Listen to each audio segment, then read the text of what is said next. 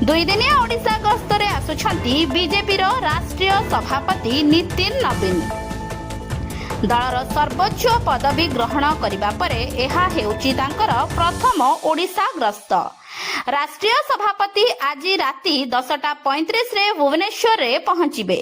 सोमवार सकाळे जटणी ठारे भुवनेश्वर सांगठनिक जिल्लार प्रशिक्षण शिविर रे सामिल हेबे नितिन नवीन। जटणी प्रशिक्षण शिविर रे जोग देई अभिभाषण रखिबे राष्ट्रीय अध्यक्ष। एहा परे से पुरी जाई महाप्रभुंक दर्शन करिबा सह महाप्रसाद सेवन करिबे। पुरीरु फेरिबा परे राज्य कार्यालय रे राज्य कर्मकर्ता मंत्रींक सह बैठक मध्य करिबे।